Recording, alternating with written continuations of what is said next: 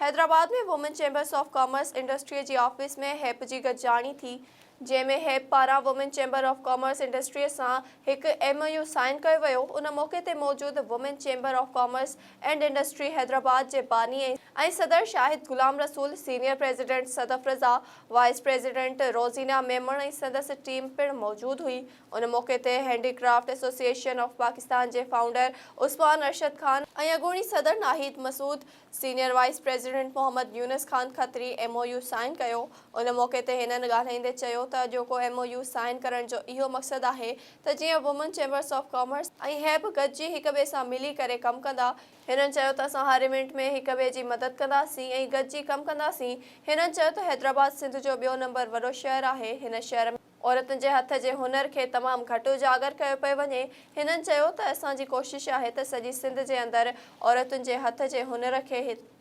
हथी वठाईंदासीं ऐं उन्हनि जे कयल कमनि खे इंटरनेशनल लेवल ताईं कामयाबु कराईंदासीं। हिननि चयो त अॼु बि सिंध जे अंदरि तमामु घणो टैलेंट आहे, पर इन्हनि औरतुनि जे हथ जे कयल हैंडीक्राफ्ट खे नज़रअंदाज़ कयो पियो वञे। हिननि चयो त हाणे असां इन्हनि औरतुनि जे कयल हैंडीक्राफ्ट खे ग्लोबल लेवल ते मशहूरु कराईंदासीं त जीअं हिननि खे हिकु सुठो प्रॉफिट मिली सघे। जॾहिं त बाद में लतीफ़ाबाद में हैंडीक्राफ्ट एसोसिएशन ऑफ पाकिस्तान जी ऑफिस जो पिणु इफ़्तिताह कयो वियो। जीअं त अॼु असांजी women chamber of commerce and industry Hyderabad जी तरफ़ां ऐं हेप जी तरफ़ां हिकु हिते मीटिंग कोठाई वई, जंहिंमें असां हेप ऐं women chamber of commerce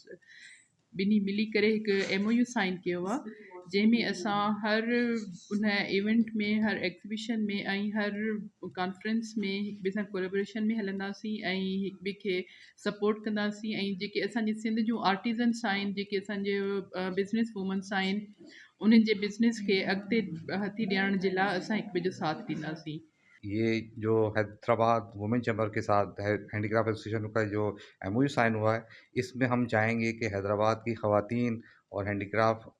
association of Pakistan की जो मेंबर्स हैं, वो अपनी प्रोडक्ट को आपस में या अपनी चीज़ों को आपस में इंट्रोड्यूस कराएं और हम एक साथ मिल के एग्जीबिशन करें और इन वर्क मतलब जो मेंबर्स हैं हमारे,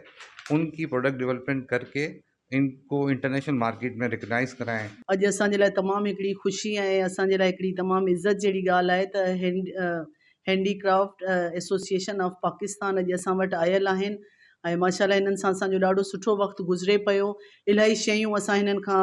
लर्न कयूं पिया, सिखूं पिया ऐं हीअ असांजे पूरी सिंध जे लाइ हिकिड़ी तमामु वॾी अपॉर्चुनिटी है। और मैं अपनी सारी टीम के साथ हैंडीक्राफ्ट एसोसिएशन ऑफ पाकिस्तान के साथ आज हैदराबाद वुमेन चैम्बर जिनकी प्रेसिडेंट शाहिदा रसूल हैं और इनके हम चैम्बर आए हैं, और आज एक तकरीब हमारी जो दोनों अदारों ने, हैंडीक्राफ्ट एसोसिएशन ऑफ पाकिस्तान और हैदराबाद वुमेन चैम्बर ने एक MOU साइन किया है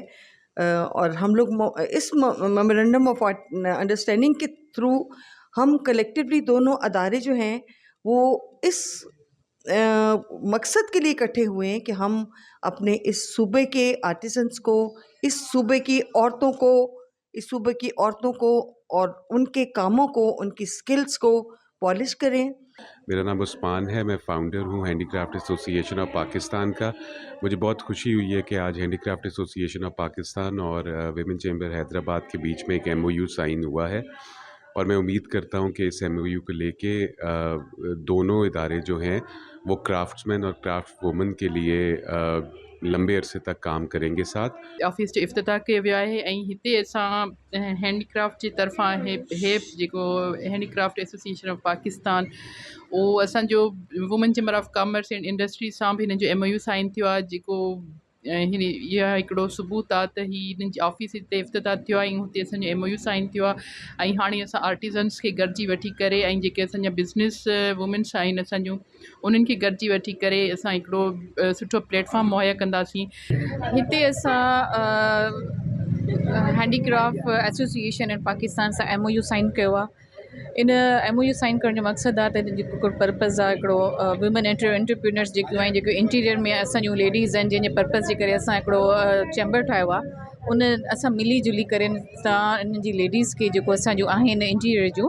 उन्हनि जो कमु इंटरनेशनल लेवल ताईं पहुचाइणो, हैंडीक्राफ्ट जो कमु पहुचाइणो, उन्हनि खे सुठे मुनाफ़े सां गॾु हिकिड़ो मिडिल मैन जो हिकिड़ो किरदारु आहे उनखे हटाए करे उन्हनि जेकियूं घरनि में कमु थियूं कनि उन जे कम खे जेको आहे न इंटरनेशनल लेवल ताईं पहुचाए उन्हनि खे सुठे मुनाफ़े सां गॾु उन्हनि जे ज़िंदगियुनि में हिकिड़ियूं ख़ुशियूं हिकिड़ियूं अची वेंदियूं इनकम सां गॾु।